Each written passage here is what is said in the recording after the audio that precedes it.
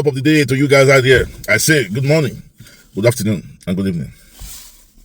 Today is October 1st, and to all Nigerians all over the world, I say happy independence.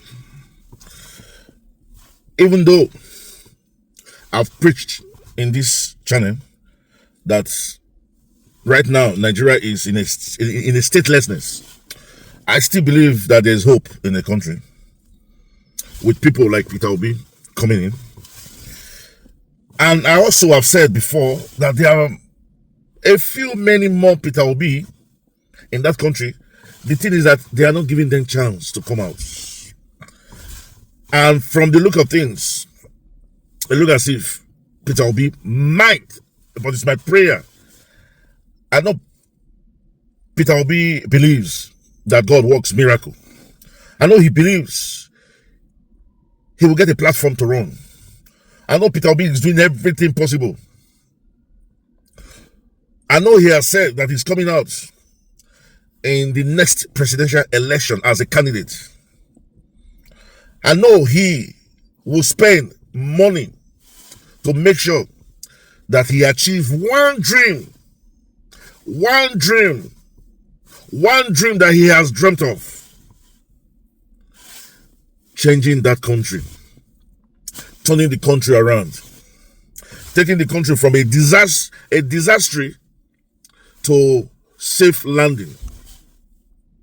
That is the dream of Peter Obi. And he has said, even if he's been offered one term is enough for him to put the necessary machineries on board. One term is good enough for him to make the necessary rules, the necessary laws,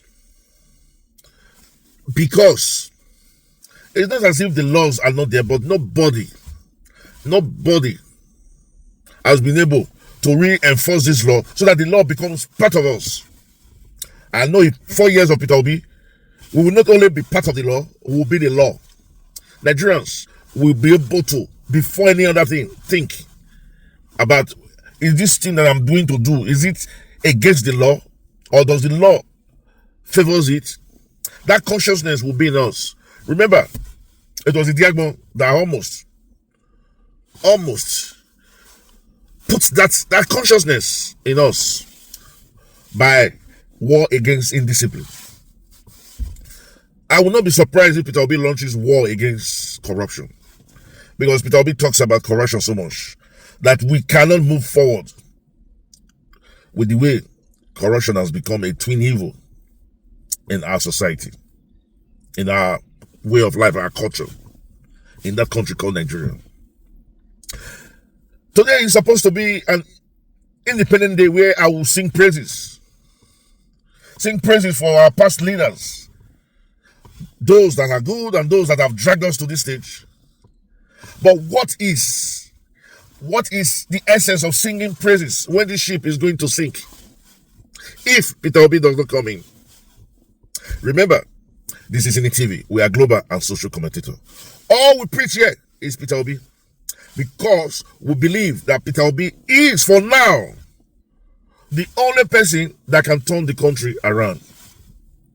And that is why we're talking about Peter Obi. And we've said it before. It's not as if there are not few others that could even be better than Peter Obi, could even be straightforward than Peter Obi, could even be uprightness than Peter Obi. But would they give them the chance? Look at what they are doing to Peter Obi now. I've just been told, or I've just read, that former presidents want to contest.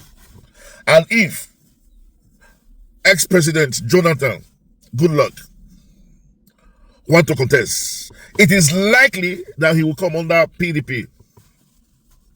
It is likely that he will come under PDP. A lot of us don't really know what our constitution says about him coming to contest, because a lot of people have said that he has contested twice. But if you look at our constitution that I know of, it talks about not just contesting twice, but 8 terms, 8 years, 2 terms of 4, which is 8 years. Remember, Jonathan completed the Yaradwa's tenure. So we will not count that one as a full term because it was only 2 years that he did. Then he did his own 4 years. So Jonathan have done 6 years. If we go by the constitution, I think he still have 2 years to do. But he cannot just come in and say, I want to do 2 years. I think if he come in, he's going to do 4 years. If the law says, when we get to that stage, we will also let you know what our constitution says, or what the laws of the land says about him contesting. But Nigeria is where anything can happen. Anything can happen. So if he comes to PDP, then I believe Peter Obi now has a slim line to walk in the platform of the PDP. Then we'll talk about Labour.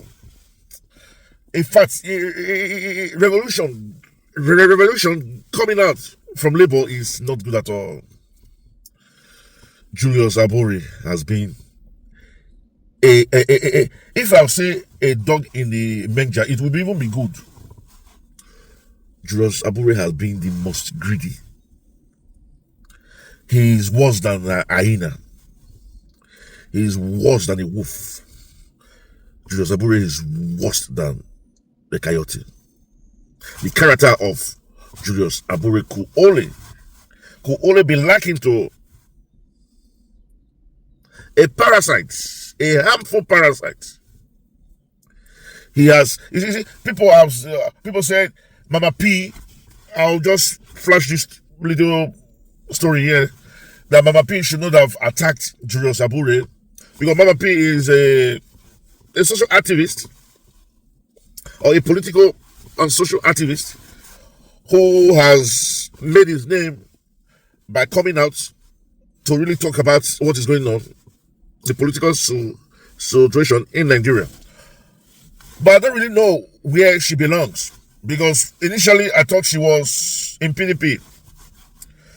I remember some PDP members have said that they have worked with her, but of lately she's beginning to dance towards Peter Obi, Asha, Yusuf, and the rest. So she was coming from Abuja to Benin. It's the insecurity in our roads now is just too much. Apart from the kidnapping, the bad roads, bad vehicles, everything. There's nothing to be proud about traveling on a Nigerian road.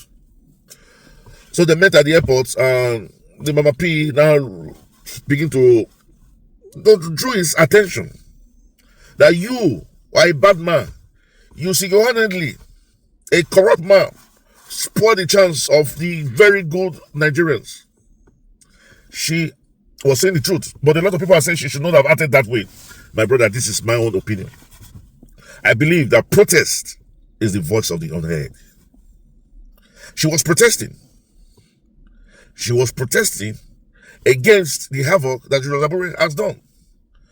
Did she go on the extreme to protest? Yes. Was it a good thing?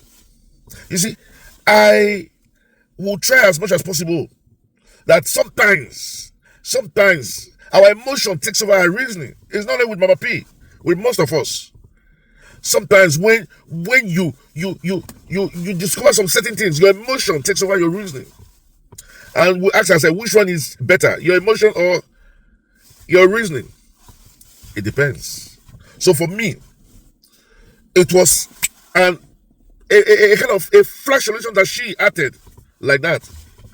And I think that it is high time we begin to call these politicians out. That is not the first time a citizen is calling out somebody that you think has has an office, that have abused that office, whether in politics or in government or wherever it is. It happens everywhere in the world.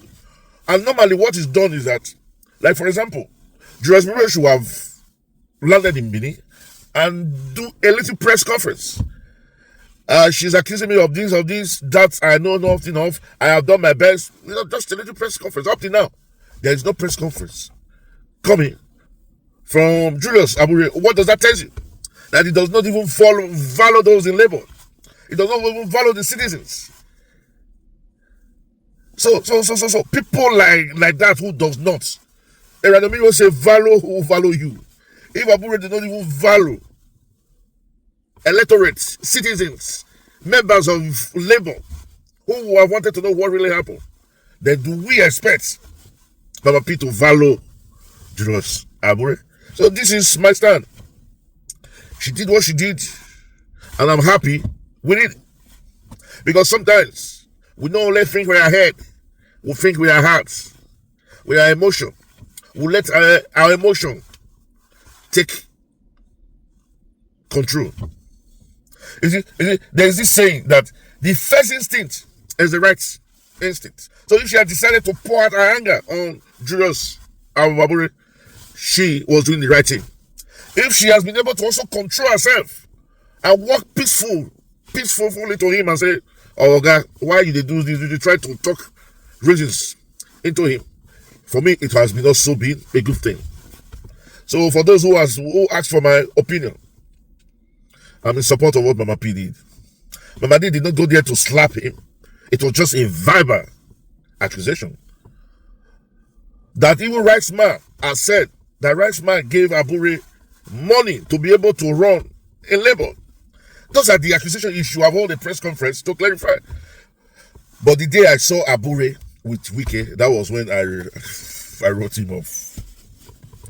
It's the best of the same feather flocks together. Two cannot, how do I say now? Two cannot move together except they agree. The Bible says so. So for him to have been with Wike, they have agreed.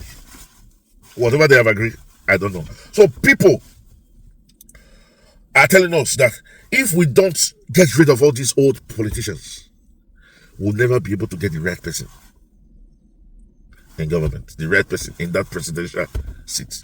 And I think it's true, because this old politician has a way of thwarting the efforts. The Abure case is a very good example. Do you know that the money Akpata gave and Peter Obi gave to Abure to help conduct the electoral processes? Abure shocking 90% of that fund and gave out only 10.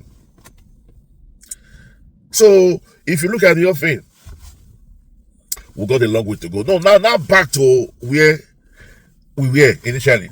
Jonathan is coming. Peter Obi, chances of running in Labour look slim. I'll keep saying it. ADC has insisted, few members of ADC are insisting that it should be zoned to the south. So that is also an advantage to Peter Obi. But I don't know if Peter Obi is still with the ADCs. So it's an independent day. The question we'll ask ourselves, or the question we should ask ourselves, is what is the way forward? After 65 years of independence, Nigeria is not able to find her roots. Nigeria is not able to find her pathway. Nigeria has not found the road to success. Nigeria have not got a vehicle that will take them to the promised land. Not even to talk about the driver. So when people say Nigeria is a failed state, my brother, we've passed that stage of a failed state. I don't know what we should say. But I think with the like of Peter Obi coming in, we can still revive that country. Look at Burkina Faso. Only 3 years. 3 years. That country. Without borrowing no money from IMF, from World Bank. Look, using the local engineers, with the local resources, they've been able to achieve a milestone. Things like that make me believe that when Peter Obi said that he wants to do only one thing, that he can turn things around. I am afraid, the last video I made, I dropped my email that Labour, or the obedient, because the obedient, somebody close to Peter Obi, could please try as much as possible to keep us informed of what is going on. It's not good that the obedient don't really know what is going on, or everything is a little bit quiet. It's 2 years to an election. This is now that we need to begin to make the move so that people will begin to plan. Nigerians in diaspora will begin to plan in terms of coming back home to vote, in terms of finance, so that we will not be caught unaware like the last time. So, like I said before, happy Independence Day, but there's nothing to celebrate. If you're the first time you're coming across this channel, this is Cine TV. We are global and social commentator. All we preach here is good governance. All we preach here is Peter Obi. Remember, Alota continua, Victoria Asacta. We will reach our destination one day. I don't know how many years it will take, but I'm sure one day Nigeria will sing the victory song. If it's the first time of coming across this channel, if it's the first time of seeing this face, this is Cine TV. We are global and social commentator. All we do here is preach Peter Obi. And for our returning subscribers, we say thank you, thank you, thank you. Remember, we love you, but God love you most. As it is the culture. We'll catch you when we make the next video. Until then, we'll say adios, au revoir, ciao, bye-bye, hasta la vista. Thank you.